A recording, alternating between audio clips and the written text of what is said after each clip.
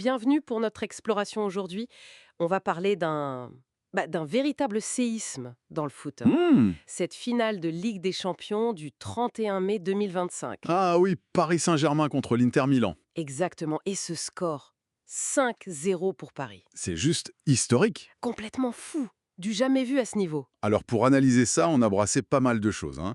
Des articles de presse un peu partout en Europe, France, Espagne, Italie, Angleterre, Mhm. des analyses d'experts à la télé, sur l'équipe notamment, et puis des reportages sur les fêtes après le match. D'accord. L'objectif, c'est qu'on décortique ensemble ce qui s'est passé, qu'on prend l'ampleur du truc, qui sont les acteurs clés, les réactions passionnées, parfois opposées, Mhm. et ce que ça signifie pour le PSG au final. C'est ça. Allez, on plonge là-dedans. Alors, ce 5-0, pour commencer, c'est factuel. C'est le plus gros écart jamais vu dans une finale de C1. Incroyable. Partout, on lit les mêmes mots. Récital, chef-d'œuvre, même leçon de football. Oui, ça revient beaucoup. Et puis, il y a le contexte, hein. 14 ans que les Qataris sont là. Exactement. 14 ans d'attente, d'investissement massif et beaucoup de déceptions sur la scène européenne. Donc là, c'est plus qu'une victoire, c'est un soulagement. C'est un mot que j'ai vu aussi. Oui, tout à fait. Un soulagement place que la fin d'un cycle, le début d'autre chose peut-être. Faut se rappeler que Chelsea, après le rachat, a mis 8 ans pour gagner. Ah oui. Et City, c'était presque 15 ans. Donc 14 ans pour Paris, c'est long mais pas unique. Alors pour un tel score, il faut des performances individuelles hors normes. Et là, il y a un nom qui écrase tout, Désiré Doué, Ah ben oui, 19 ans, doublé, passe décisive, élu homme du match partout, avec des notes. 9 ou 10 sur 10, ouais. On parle de joyaux. J'ai même lu dans The Sun une comparaison un peu folle, une performance digne du Louvre, carrément. C'est énorme. Mais la question, c'est est-ce que c'était juste son coup de génie à lui ou est-ce que c'est le système, l'équipe qui l'a porté ce soir-là?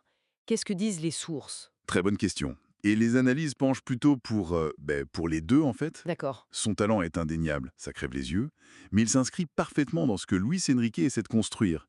Sa philosophie, le collectif, On entend beaucoup ça, une vraie équipe de foot. c'est ça. Le fait de titulariser Doué, c'est vu comme un coup tactique génial, mais qui fait partie d'un plan plus large. Ce n'était pas un pari isolé. Non, on ne peut pas sortir sa performance du contexte. Il y a Vitinha au milieu, jugé exceptionnel. Oui. Hakimi qui met le premier but, si important. Kvaratskhelia, Mayolu qui marque aussi. Dembélé, son pressing, ses passes. Son activité, ouais. Même la défense, pas chaud, solide. Et l'impact des remplaçants comme Barcola. C'est c'est vraiment la victoire d'un tout. Et ce tout, ça a déclenché des réactions partout en Europe, mais alors pas du tout les mêmes, hein. Ça non, hein. C'est le moins qu'on puisse dire. Bon, en France, bon, c'est l'euphorie, les titres Paris tout-puissant, Ici c'est paradis. Oui, même en Espagne, marque 4 titres sur la plus grande victoire de l'histoire d'une finale. Sport qui loue Luis Enrique. Mais alors en Italie, Ah, l'Italie, c'est la douche froide, la consternation. des mots très durs, hein. Munich, terre de la honte, massacre sportif, Waterloo, l'Inter est qualifiée d'inexistante, désintégrée. C'est violent pour eux. Et les Anglais, Plus, plus mesuré. Ils saluent la perf, bien sûr, mais ils rappellent aussi les échecs passés du PSG. et l'argent qatari, j'imagine. Toujours. Ça fait partie de leur lecture, oui. C'est intéressant ce contraste. D'un côté l'exploit sportif brut, de l'autre une analyse avec plus de recul, de contexte. Et en France même, cette victoire. Bon, il y a eu le tweet de Macron, champion, frère, la fierté nationale, Oui, mais surtout la joie des supporters. Les images des Champs-Élysées noirs de monde, incroyable. Et 48 000 personnes devant les écrans géants au Parc des Princes. c'est fou. Même Mbappé qui félicite le club sur Insta. Oui, un geste sympa. Et puis le petit clin d'œil, lui dans la Provence, à Marseille. Ah oui, à jamais les deuxièmes. Sa chambre, c'est classique. Ça fait partie du jeu. Mais ce qui est intéressant aussi, c'est ce débat qui est ressorti dans plusieurs articles. Sur le départ de MP, Exactement, le fait que Paris gagne la C1 l'année où il part. Certains disent, voilà, l'équipe joue mieux sans lui, c'est plus collectif, moins bling-bling. hmm. Et d'autres qui répondent, Bah qu'on ne saura jamais s'ils auraient gagné avec lui, quoi. C'est impossible à dire. c'est vrai. Mais tout le monde semble d'accord pour dire que Luis Enrique a réussi à imposer sa vision, son collectif, cette intensité. Oui, son rôle est central dans toutes les analyses. Clairement. Alors, cette ferveur, cette joie immense après tant d'années, elle s'est vue dans la rue à Paris. La tour Eiffel aux couleurs du club, les klaxons, Une ambiance de folie, oui.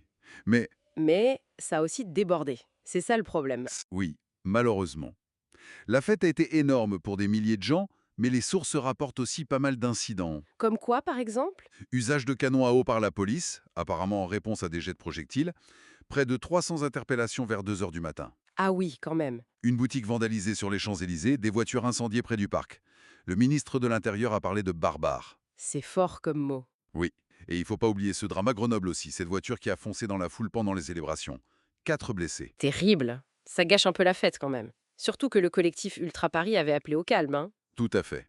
Il y avait eu un appel à la responsabilité. Bon, alors, si on essaye de synthétiser un peu tout ça, qu'est-ce qu'on retient? D'abord, une victoire historique par le score, parce que ça représente pour le club après tant d'attentes. Oui.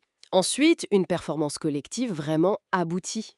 Porté par un coach avec une vision claire et incarné par des jeunes qui explosent comme doués. Une joie populaire immense, vraiment, mais aussi des réactions très différentes ailleurs en Europe. Et ces débordements regrettables qui ternissent un peu le tableau. Voilà. Alors, pour ouvrir un peu la réflexion, pour finir, Oui, est-ce que cette victoire, au-delà du trophée, marque un vrai tournant pour l'identité du PSG? Est-ce qu'on va vers un modèle structurellement moins basé sur les stars, plus sur ce collectif qu'on a tant vu? avec celui de Marseille en 93, le seul autre pour un club français, comment il va s'inscrire dans l'histoire longue du foot français. Hmm, intéressant. Voilà de quoi continuer à discuter.